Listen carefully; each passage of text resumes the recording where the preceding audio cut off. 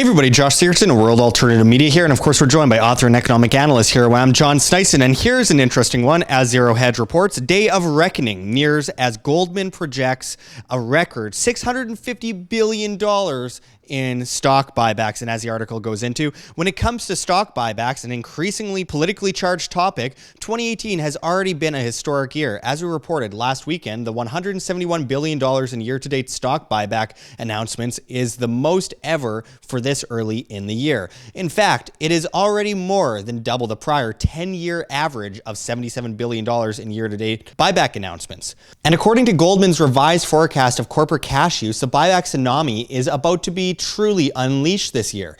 In a note released on Friday, Goldman's chief equity strategist David Kostin revises his prior forecast for S&P 500 corporate cash spending and now expects that in 2018, corporate cash outlays will grow by 15% to $2.5 trillion as a result of corporate tax reform and strong EPS growth, with $1.4 trillion, 54% of the total, going towards growth, while $1.2 trillion, 46%, gets returned to shareholders. While Goldman expects capex to grow by a modest 11% to $690 billion, remaining the single largest use of cash, it will be so only by a fraction, as buybacks will be breathing down capex's neck and are set to increase by a whopping 23% from $527 billion in 2017 to an all-time high of $650 billion, an amount which would make total 2018 buybacks the highest annual S&P 500 stock repurchase on record. So, John, this is a lot of mumbo jumbo to a lot of us. Can you explain exactly what this means and what this will lead to? It's very simple. The companies are buying back their own stocks. First of all, prior to this year, they used debt, mostly debt, to actually buy back their own stocks. And they, since 2009, they have accumulated $3.3 trillion in purchases of their own stocks, which have kept up the market and then had the volatility index, being artificially low. And that's what you're seeing right now with that almost 10% drop that we saw in the markets recently.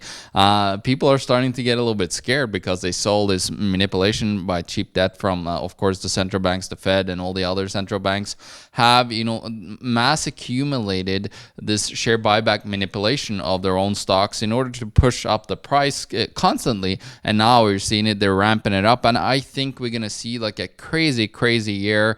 Some people are saying as high as 600 billion that you can see in share buybacks because of course, the tax cuts that Donald Trump and his government put into place, which was one of the more historical, big tax cuts in corporate, of course, on corporate earnings.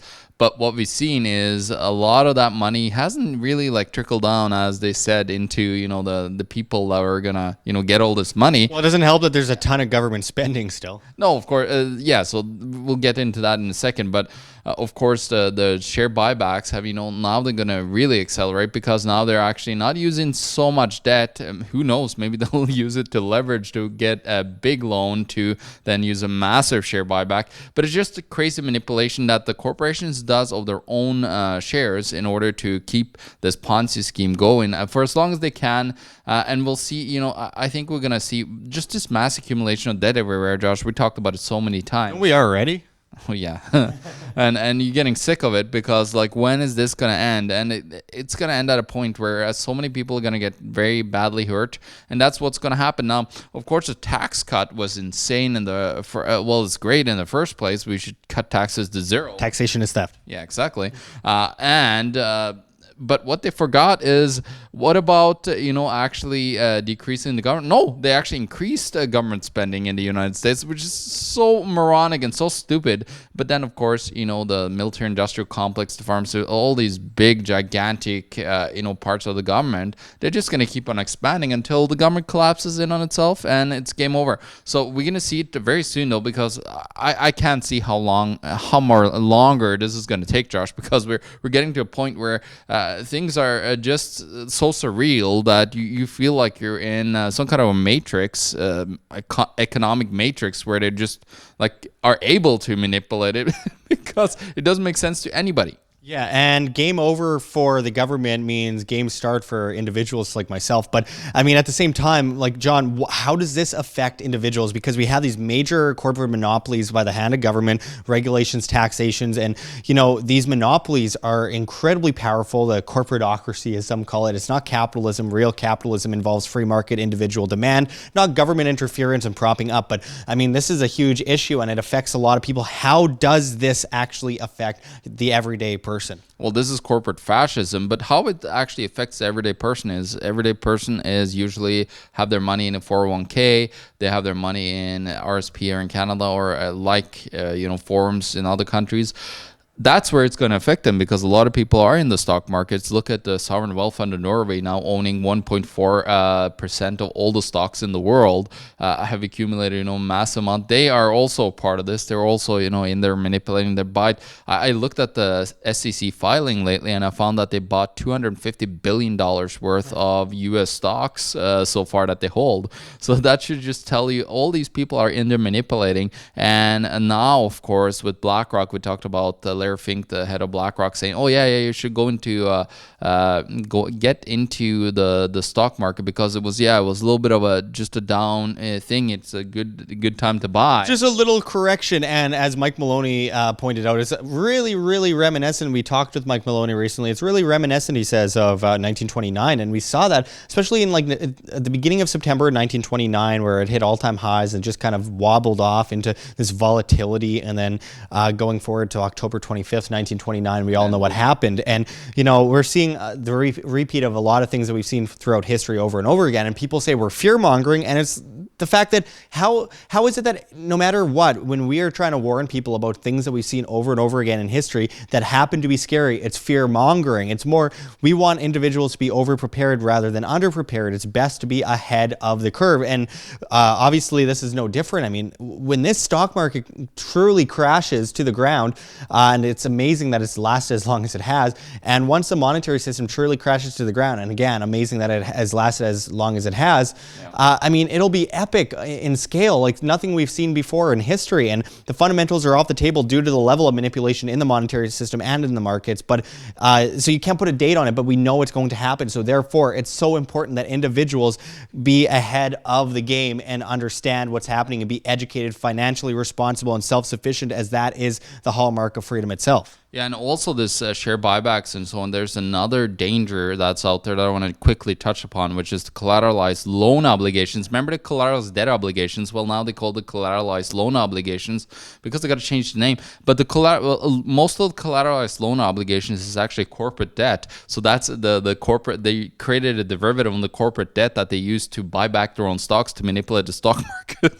So you can see how it gets really freaking confusing, and people are not understanding any of what's going on. But we tried to lay it out clear here, and I think from what I've said so far, I hope that you can get a clear grasp of what this entails, like what they've been doing here. And as Josh said, Mike Maloney and a whole bunch of other people are saying we're in for an epic crash. But it's a bubble of everything now. It's all this debt. It's all this the stock markets that are record highs. We are going to go in for a terrible dive, and if you are not prepared, and that's why we're fear-mongering, because we don't want to be in a place where we're, starving on the streets.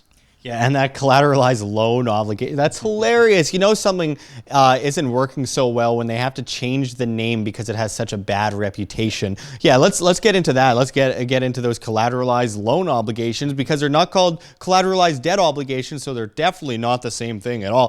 Folks, this is just the repeat over and over again of the subservience of the masses at the hands of the government and the banks. And we've seen that over and over and over again throughout history, and people don't learn. And this is why we as individuals need to break free from this system. All fiat currency eventually reverts to its intrinsic value of zero. It always has, always will, going back to 1024 AD in China. And I mean, banks, loaning out IOUs, a fractional reserve lending, the insanity of the manipulation of the markets. We have the ESF. We have it keeps piling on and on and on. Debt and manipulation. A populace in debt is a populace in servitude. A populace in fear is a population in servitude. A population ahead of the curve is a population that will not be shoved to their knees with the chains they revere any longer. This is so important, folks. Yeah, just one thing to end this whole video with. We are living in the biggest Ponzi scheme in humankind, and that is called the Federal Reserve, the fractional reserve banking system. And that's what's creating all of this. When you corrupt money, you corrupt the world, and that's what we're seeing. Absolutely. Decentralize everything. So thanks for going into this with us, John. And it's always something to report on. Until next time, this is Josh Sigurdson and John Sneisen signing out from World Alternative Media. Find the truth, be the change. Like what you see here at WAM, don't forget to check the links below. GoFundMe, Patreon. We can't do it without you. Any donation is very much appreciated, especially as we are so vastly demonetized and censored by YouTube as the ADL comes in and flags all of our content as hate speech. You can also find our Bitcoin address in the description as well as on the screen for you to scan, if you please. And don't forget to find us at Josh Sigurdson at steemit.com. That's steemit.com, the future of social media, where you get paid in the upvote of your post in cryptocurrency, Steem that is. So don't forget to find us there. And until next time, this is Josh Sigurdson signing out from World Alternative Media. Find the truth, be the change.